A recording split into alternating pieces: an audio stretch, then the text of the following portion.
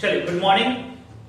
जैसे कि हमारा जो लास्ट वीडियोस था आप लोगों के पास, वो रिजर्व्स प्रॉफिट्स को डिस्ट्रीब्यूट करने का था और मैंने बताया था उसमें कि किस तरह से हम उस रिजर्व और प्रॉफिट को सेव करके रखते हैं फ्यूचर के लिए। बट जो प्रॉफिट्स होती है, जब यहाँ पर रेशियो बदल रहे होते हैं लोग, तो उसे हम लोग डिस्ट्रीब्यूट कर लेते हैं। मैंने दो ऑप्शन बताया था, डिस्ट्रीब्यूट करना जिसको क्लोज कहते हैं, और एक मैंने बताया था नॉट क्लोज्ड। इसी में आगे बढ़ेंगे, बट वो वीडियोस काफी बड़ी थी, 30 मिनट्स की हो गई थी, इसलिए मैंने ये अलग वीडियोस बनाए हैं। आप देख सकते हो, यहां पे लिखा है अदर इंपॉर्टेंट ट्रीटमेंट्स। आप देख लीजिए यहाँ पे अदर इंपॉर्टेंट ट्रीटमेंट्स है, तो प्लीज नोट डाउन करेंगे अदर इंपॉर्टेंट ट्रीटमेंट्स। आज मैं आपको 3 चीजें यहां बताने वाला हूं। जो पहला है वह है वर्कमैन कंपनसेशन रिजर्व। जो फर्स्ट है वो है workman compensation reserve. Please note down workman compensation reserve, और इसी रिजर्व को हम लोग फंड भी कहते हैं। वर्कमैन कंपनसेशन रिजर्व, इसे हम लोग फंड भी कहते हैं, वर्कमैन कंपनसेशन फंड भी कह सकते हैं। तो आपको इसके बारे में मैं एक बार बता दूं, ठीक है? आपको इसके बारे में मैं एक बार बता दूं कि एग्जैक्टली क्या होता है, ठीक है? ये एग्जैक्टली क्या होता है इसके बारे में मैं बताऊं। एक जो बिजनेस होती है, आप समझिए, पहले इसको समझेंगे, इस वर्ड को समझेंगे, तभी आप लोग इसको बना भी सकते हैं, इसको ट्रीटमेंट भी कर सकते हैं। और मैंने बार बार रिपीट किया है कि आपको यहां जो भी चीजें पढ़ाई जा रही हैं आने वाले सभी चैप्टर्स में एज इट इज यूज होगा। चलिए, वर्कमैन कंपनसेशन रिजर्व या फंड के बारे में बात करूं तो वर्कमैन क्या होते हैं? जो वर्कर होते हैं, जो वर्कर होते हैं।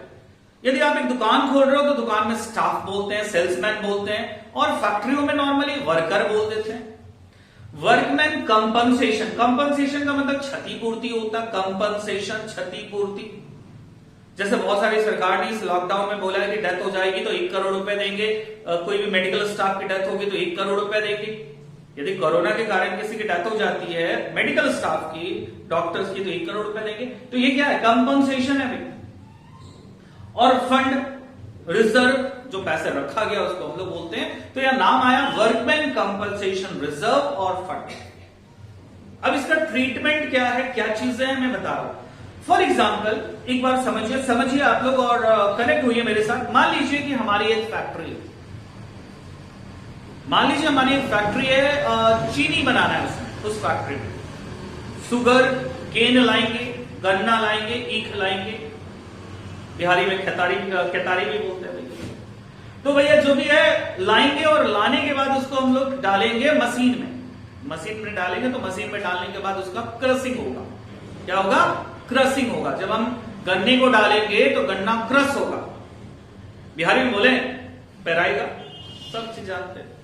तो भैया जो गन्ना है वो डाले, क्रश हुआ, क्रश होने के बाद उसका क्या निकला भैया? जूस निकला, रस निकला। उसके बाद उससे प्रोसेस होता है, प्रोसेस बॉयल होती है, बहुत सारी केमिकल्स निकल लगती है वहां पर। बहुत सारी प्रोसेस होने के बाद चीनी निकलता है, बनता है, निकलता नहीं, एक साथ ये बनता है। और इस क्रम में बहुत सारी चीजें और बनती है। गुड़ बन जाता है, रावा भी होता है। आपने शायद रावा नहीं सुना होगा, गांव वगैरह में यूज होता है, रावा भी वर्ड होते हैं। चलिए, मैं इसमें नहीं आता हूं। मान लीजिए हमारी एक फैक्ट्री है जिसमें हम लोग गन्ने से चीनी बनाते हैं, गुड़ बनाते हैं। बहुत सारे वर्कर काम करते हैं हमारे यहां। अब जो वर्कर काम कर रहे हैं, कहीं ना कहीं, कभी ना कभी ऐसी पोजीशन आती है कि वर्कर के साथ कुछ घटनाएं घट जाती है, एक्सीडेंट हो जाता है। अब भैया एक्सीडेंट होगा, फॉर एग्जांपल हमारे फैक्ट्री में काम करते ही किसी की हाथे कट गई। भाई मशीन में गन्ना डाले थे, गन्ने के साथ साथ अपना हाथ में डाल दिया, कट गया। अब कट गया तो भैया उसका जो प्रॉब्लम है, तो काम कर नहीं पाएगा। अब काम कर नहीं पाएगा तो हमारी रिस्पॉन्सिबिलिटी आती है कि हम उसे कंपनसेशन दें, ठीक है? या चलिए भैया घर से ऑफिस आ रहे थे, मतलब घर से फैक्ट्री आ रहे थे, और इस फैक्ट्री के आने के दौरान उनके एक्सीडेंट हो गए, फिजिकली हैंडीकैप्ड हो गए, या डेथ ही हो गई, तो भैया पैसा कौन देगा? फैक्ट्री वाले ऑनर देंगे, देना पड़ता है। आपके यहां काम कर, आपके सिलसिले में ऐसा हुआ। मैं एक वाक्य बताता हूं। संसद में जब हमला हुआ था तो बहुत सारे न्यूज चैनल्स वाले पहुंच गए थे, भैया हम लाइव दिखाएंगे, लाइव दिखाएंगे, लाइव दिखाएंगे। संसद में हुआ था, ताज होटल में हुआ था, आप जानते हो। तो जब वहां पे ऐसे हुए तो बहुत सारे मीडिया वाले पहुंच गए कि भाई उनका तो भाई टीआरपी होता है, आज तक वाले एबीपी कितने लोग उसमें शहीद हो गए या मारे गए, हम क्या बोले। सही तो पुलिस वाले का और आर्मी वाले के लिए होता है, तो वो भी भाई ये दिखाने के लिए कि हम लाइव दिखाएंगे। और मैं पहली बार लाइव देख रहा था, एग्जैक्टली बहुत पहले की बात है, लाइव देख रहा था कि भाई गोली चल रही है। तो उनको थोड़ी ना पता है, कसाब को क्या पता था कि भैया तुम मीडिया वाले हो, तुम तो हमको दिखा रहे हो, हम नहीं मारेंगे तुमको, ऐसा थोड़ी ना होता है। सब है, सबको मारना है उनको। तो भैया अब जो एबीपी न्यूज में थे, जिनकी डेथ हुई, उनका पैसा उनके फैमिली को प्रोटेक्ट करने का काम था एबीपी वाले का। या तो उन्होंने इंश्योरेंस करवा रखा होगा तो इंश्योरेंस कंपनी पैसा दी होगी, और नहीं तो उन्हें कंपनसेशन देना पड़ा होगा। तो चलिए हमें बात करता हूं कि चलिए एक एग्जांपल लेते हैं कि वर्कमैन कंपनसेशन रिजर्व जो है वो हमारे पास है 90,000। मैंने अभी तक 90,000 रुपया वर्कमैन कंपनसेशन रिजर्व में रखा है। आई होप आप लोग समझ चुके होंगे ये वर्कमैन कंपनसेशन क्या है। मैंने क्या किया, मुझे लगा कि आने वाले समय में ऐसी प्रॉब्लम्स हो सकती है, किसी का एक्सीडेंट हो सकता है, किसी का डेथ हो सकता है, कोई फिजिकल हैंडीकैप हो सकता है, तो उस समय पैसा लाएंगे कहां से। इसलिए मैंने अपनी प्रॉफिट में से, अपनी फैक्ट्री के इनकम में से कुछ पैसा रखा। किस लिए रखा? Workman compensation reserve. यदि किसी वर्कर के साथ कुछ घटना होती है तो मैं उसे उस टाइम दे दूंगा। और अब तक कितना रुपया जमा हो गया? 90,000 मैंने वहां पे रखा है। उस जगह पे, इस जगह पे जो वर्कमैन कंपनसेशन रिजर्व है, इस जगह पे मैंने कुछ पैसे जमा किया है। पर ऑफकोर्स जमा होता है, बहुत सारे फंड होते हैं, लोग पैसे रखते हैं, फ्यूचर के लिए रखते हैं। तुम्हारे पापा, तुम्हारी मम्मी, तुम्हारे जो गार्जियन है वो भी रख रहे होंगे। ठीक है, क्या रख रहे होंगे भैया? सलमान खान वाला एक वो याद कीजिए आप, जिसमें मुझसे शादी करोगे, वो वाली सीन याद रखिए। उसमें वो 3 गुल्लक रखा था, 3 गुल्लक रखा था। एक में जब भी पैसे आती थी सामने में, तो एक में चिपका रखा था बहन की पढ़ाई के लिए, उसमें कुछ डाल दिया। दूसरा गुल्लक था बहन की शादी के लिए उसमें, और पता नहीं सर दादी के चश्मे के लिए, उसमें पैसा डाल दिया कि भैया जब जरूरत होगा तो हम चश्मे की जरूरत होगी तोड़ देंगे गुल्लक को, पैसा निकलेगा, चश्मे खरीद लेंगे। तो वही चीजें हम यहां पे बात कर रहे हैं, वर्कमैन कंपनसेशन रिजर्व। मैंने किसके लिए रखा पैसा कि यदि कोई वर्कर को कोई प्रॉब्लम होगा तो हम यहां से पैसा निकाल कर देंगे। एक गुल्लक मेरा वर्कमैन कंपनसेशन रिजर्व है। हुआ नहीं है, मैंने सोचा होगा तो देंगे। अब भैया मैंने जमा करते करते कितना जमा कर दिया? 90,000। फॉर एग्जाम्पल मैंने इन कुछ सालों में 90,000 जमा कर दिया। अब 90,000 रुपया जमा किया है।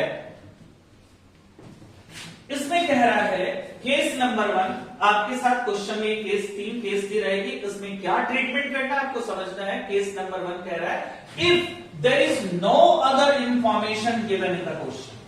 बस एक चीज इंफॉर्मेशन क्या दिया हुआ है कि आपकी वर्कमैन कंपनसेशन कितनी की जमा की गई है अभी तक? 90,000 रुपया। अभी तक 90,000 रुपीज जो है वो जमा की गई है। इसके अलावा कोई इंफॉर्मेशन नहीं है। आपने अब तक 90,000 जमा किया, बट इसके अलावा कोई इंफॉर्मेशन नहीं।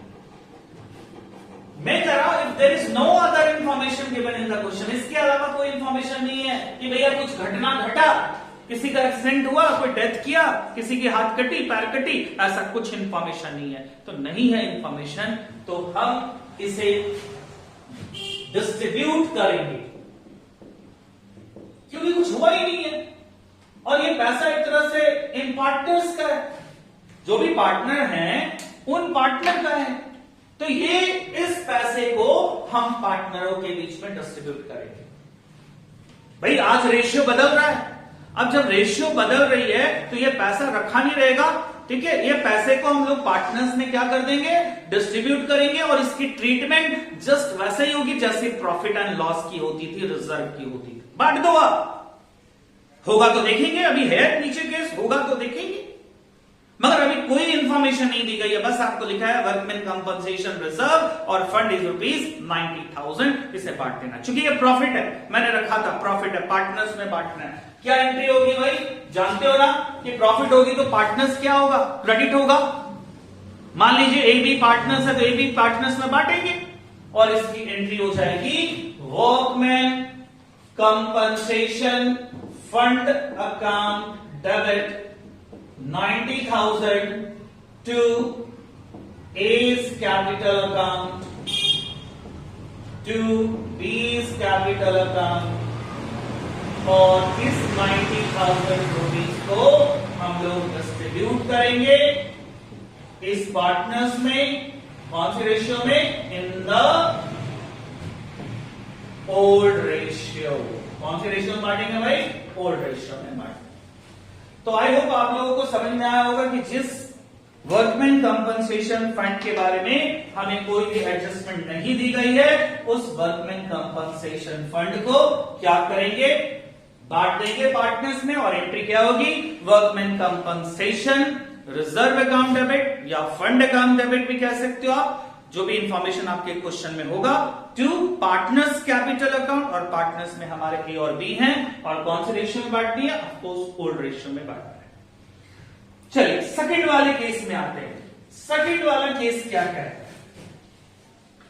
क्वेश्चंस में दिया है वर्कमैन कंपनसेशन रिजर्व 90,000, और यहां पे केस नंबर 2 कह रहा है if claim of an account है भैया, क्लेम है, क्या है, if claim of an account of workman compensation required to be ₹40,000, कह रहा है कि किसी वर्कर का कंपनसेशन देना है, किसी वर्कर को कुछ हुआ है, क्षतिपूर्ति हुई है तो देनी पड़ेगी, और वो कितना देना है, 40,000 रुपीज देना। भैया आपने जमा कितना किया था, 90,000, और देना कितना उसको, 40,000। तो भैया 40,000 को रहने दीजिए, 40,000 रुपए आपको देना है, ये 40,000 रुपए आपकी लायबिलिटीज है, 40,000 रुपए रहेगा, मगर भैया आप तो जमा 90,000 किए थे, आप तो जो यहाँ पे सेव किया था, आपने फंड क्रिएट किया था, वो तो 90,000 था, देना तो आपको 40 ही है, अब 50 क्या होगा, बांट दीजिए, वही एंट्री होगी।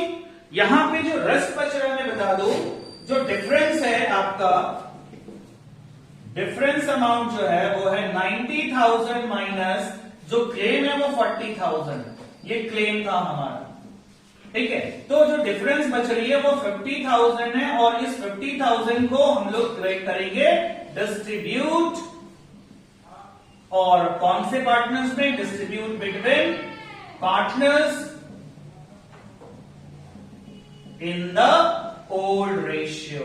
ऑफ कोर्स यहां पे एंट्री वही होगी जो इधर गया, ये एंट्री वही होगी जो मैंने अभी अभी किया, बस अमाउंट डिफर करेगा, ठीक है ना, बस अमाउंट डिफर करेगा। अमाउंट का जो डिफरेंस है वो कितनी हो जाएगी, आप देख सकते हो 90 माइनस 40,000 जो मुझे क्लेम देना था, 50,000 इज द डिफरेंस अमाउंट, और and it is transfer to partners capital account in the old ratios, and entries वही होगी, same to same, workman compensation fund और reserve account debit to partners capital account. चलिए तीसरी वाली case में मैं आता हूं, और अफकोर्स आप जान रहे हो कि भाई मैंने कहा कि कोई इंफॉर्मेशन नहीं दी गई है, पूरी बात तो इंफॉर्मेशन दी गई है, क्लेम देना है, 40 देना है, क्या किया वो समझ रहे हो। और तीसरी जो केस है आप समझ रहे हो, यहां पर क्लेम ज्यादा होगा, 99,000। भैया मैंने जमा कितना किया अब तक, 90,000, टोटल 90,000 जमा किया, बट अचानक हमारे फैक्ट्री में कुछ प्रॉब्लम्स आई और जो वर्कर्स थे उनका क्लेम आ गया 99,000, इतना हमें क्लेम देना है, ये पे करना। मैंने तो 90,000 रखा था, तो भैया 90,000 तो मैं कर रहा हूं भाई, 90 तो मैं पे कर दूंगा, 90,000 है मेरे पास, बट क्लेम कितना है, 99,000। यानी हमें यहां पे पहली बार, इन 3 केस में पहली बार मैं आपको बता दूं, यहां लॉस हो रहा है आपका, आपकी फैक्ट्री में लॉस हो रही है। वो 90 तो देना ही देना, आपने जो रखा था वो तो देना ही देना है, इसके अलावा आपको और कितनी देनी है, आपको देना है टोटल 99,000। तो यहां पे जो डिफरेंस हो रही है वो कितनी है भैया, डिफरेंस है वो 99,000 माइनस 90,000। मैं फिर से बता दूं, ये 99 कहां से आया, क्वेश्चन में मैंने मेंशन किया था कि भाई क्लेम जो है वो 99,000 देना है, हमने फंड कितना रखा है, 90,000 रखा है, तो जो डिफरेंस अमाउंट हो रही है 9,000। अब आप बताओ कि जब भाई जो पैसे बच रहे थे वो पार्टनर्स ले रहे थे, यहां पे 90 के 90 पूरे पार्टनर्स में मैंने डिस्ट्रीब्यूट कर दिया, जो डिफरेंस 50 आई वो मैंने डिस्ट्रीब्यूट कर दिया। अब यहां पे तो लॉस हो रहा है आपको, और 9,000 एक्स्ट्रा दे रहा है, ये कौन डिस्ट्रीब्यूट करेगा, अफकोर्स ये भी डिस्ट्रीब्यूट करेगा पार्टनर्स, ये भी बियर करेगा पार्टनर्स, ये इसके लिए लॉस है, लॉस है। बट मैं बता दूं यहां पर इसके बारे में थोड़ी हम डिस्कशन बाद में करेंगे, परसों वाली क्लास में करेंगे, नेक्स्ट वाली वीडियोस में करेंगे, क्योंकि ये जो लॉस होती है ना वो रिवॉल्यूशन में ट्रांसफर होता है। मैंने अभी तक रिवॉल्यूशन नहीं बताया आपको, ठीक है, मैं आपको रिवॉल्यूशन नहीं बताया, इसलिए इसकी मैं एंट्री लिखकर छोड़ रहा हूं। Revaluation account debit to workman compensation fund account 9000, और ये जो रिवॉल्यूशन लॉस है वो एग्जैक्टली पार्टनर्स बियर करेंगे।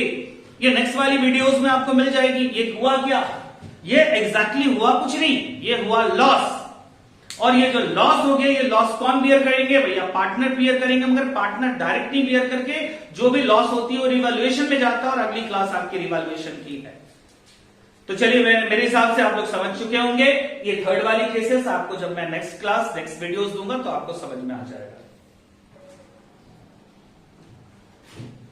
चलिए, तो सेकंड वाली केस की मैं बात करता हूं। एक और इसी तरह का रिजर्व है, फंड है, आप इसके बारे में थोड़ा समझ लें, और फिर एक लास्ट केस और आज की क्लासेस यहां पे खत्म होगी।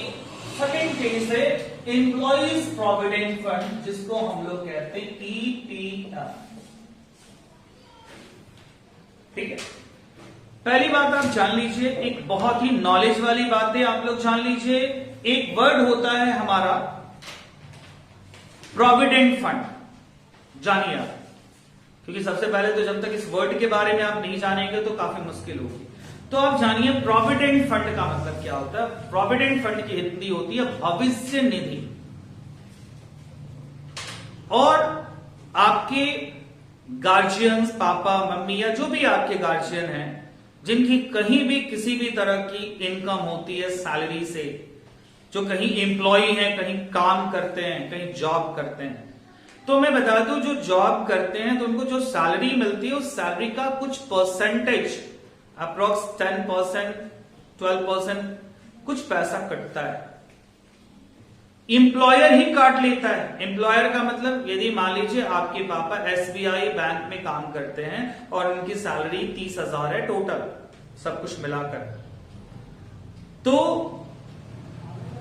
जो एसबीआई एम्प्लॉयर है उसी 30,000 में से कुछ पैसा डिडक्ट कर लेगा। वहां कुछ कहानियां होती हैं कि बेसिक सैलरी का डिडक्ट करते हैं, बट वहां तक मैं नहीं चाहता हूं यहां। तो कुछ पैसे काट लेते हैं, मान लीजिए 3,000 रुपए ही काट ली, तो 3,000 काटकर एसबीआई ने रख लिया। आपके पापा को कितना मिला, 27,000 रुपए, सैलरी तो उनकी 30,000 रुपए, उनको मिला कितना, 27,000, 3,000 रुपए भविष्य निधि हो गया। और ये पैसे रिटायरमेंट के वक्त मिलेंगे। तो मैं बता रहा था कि भाई जो भी लोग बिजनेस करते हैं, बिजनेस में जो स्टाफ होते हैं सैलरी देते हैं, तो उस सैलरी में से कुछ पैसा उनका काट लिया जाता है, और ये रूल्स है, सभी जगह ऐसे होते हैं, और काट कर रख लिया जाता है। ये प्रोविडेंट फंड कहलाता है, भविष्य निधि। बहुत तरह के नाम होते हैं, पब्लिक प्रोविडेंट फंड बैंक में कर सकते हैं, फिर उसके बाद बहुत सारे आरपीएफ है, रिकॉग्नाइज्ड प्रोविडेंट फंड है, पहले एसपीएफ चलता था, मैं उस पर नहीं जाता हूं, बट आप समझिए एम्प्लॉइज प्रोविडेंट फंड ये वो पैसा है जो एम्प्लॉयर ने या बिजनेसमैन ने अपने स्टाफ से, जिनको वो सैलरी दे रहा है, उनसे वो काट कर रखा है। ये पैसा बिल्कुल एम्प्लॉइयों का है, ना कि पार्टनर का है यहां पर। तो ऑफ कोर्स इसे पार्टनर्स के बीच में नहीं बांटा जाएगा। बहुत लोग ये सोचते हैं कि ये फंड है, तो फंड है तो भैया पार्टनर में बांट दीजिए, क्योंकि बहुत तरह के नाम आए, रिजर्व फंड आया, जनरल रिजर्व आया, या बहुत सारे ऐसे। अभी जस्ट मैंने वर्कमैन कंपनसेशन फंड की बात किया, जी नहीं, ये पार्टनर्स में नहीं बटेगा, ये लायबिलिटीज में जैसे है वैसे रहेगा।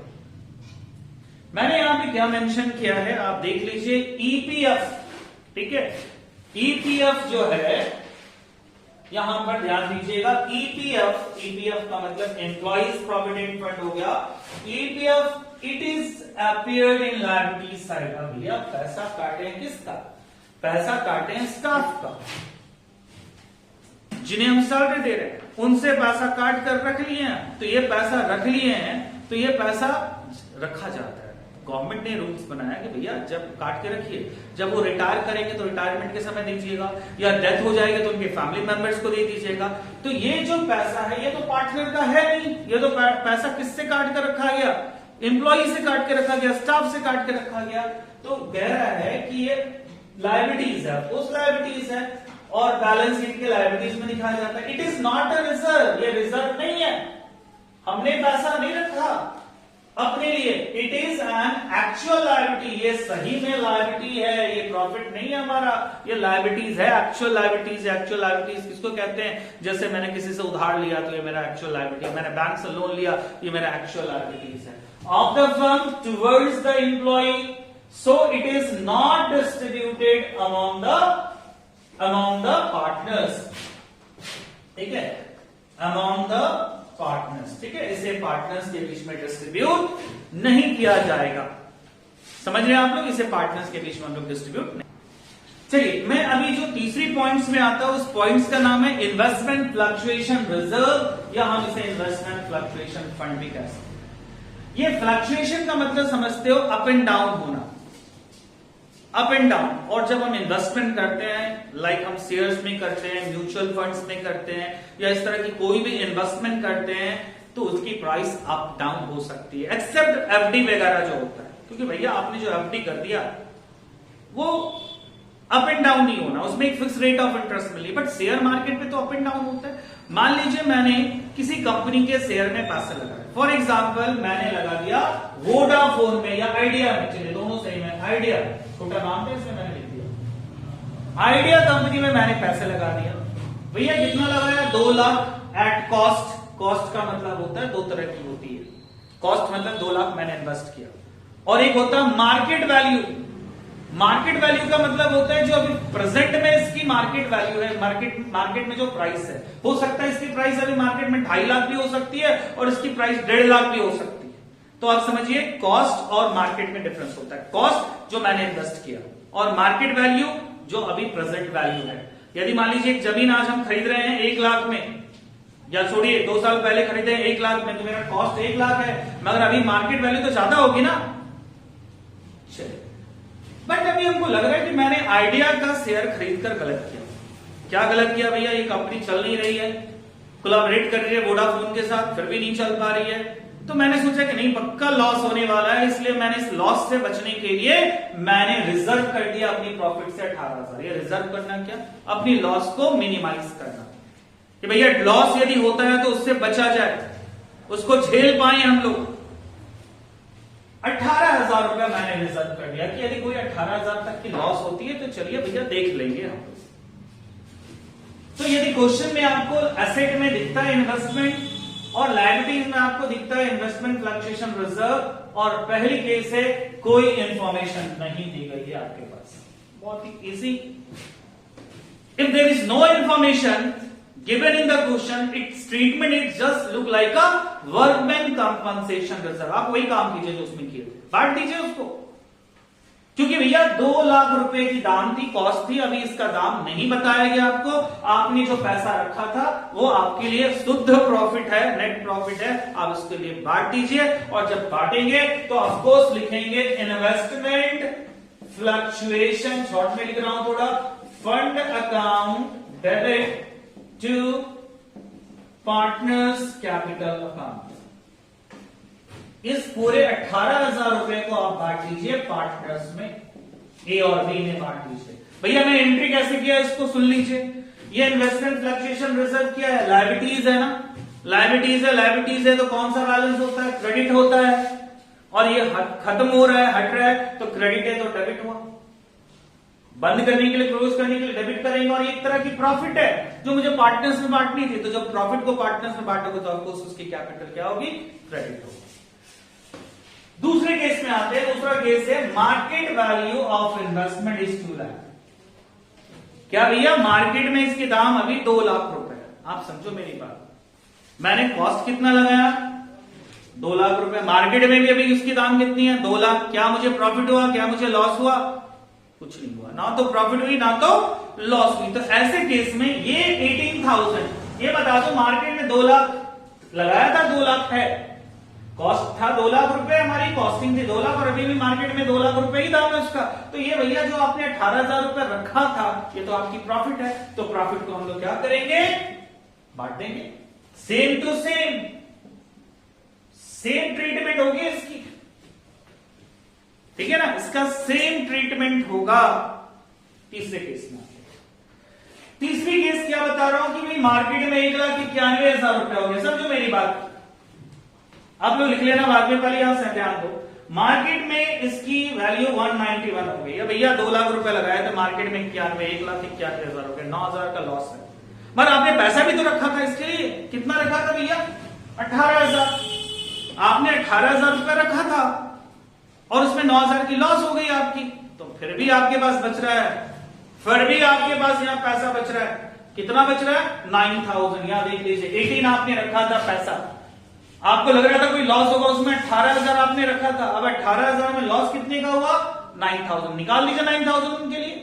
अब कितना बच रहा है, 9,000। ये 9,000 बटेगा, यहां भी वही एंट्री होगी, क्या होगी, investment fluctuation fund account debit to partners capital account.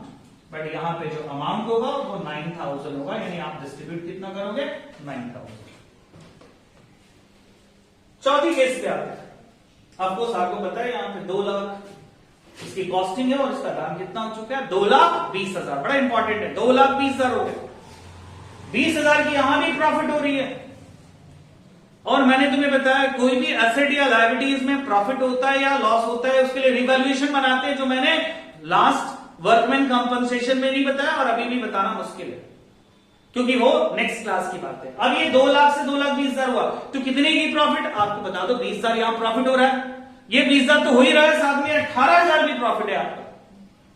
ये 20,000 रिवैल्यूएशन में जाएगा, रिवैल्यूएशन में जाएगा जो मैं नेक्स्ट क्लास बताऊंगा, और ये 18,000 रुपए जो है वो क्या करेंगे, पार्टनर्स में बांट देंगे और वही एंट्री करेंगे जो मैंने फर्स्ट केस में किया या सेकंड केस में किया या थर्ड वाले केस में किया।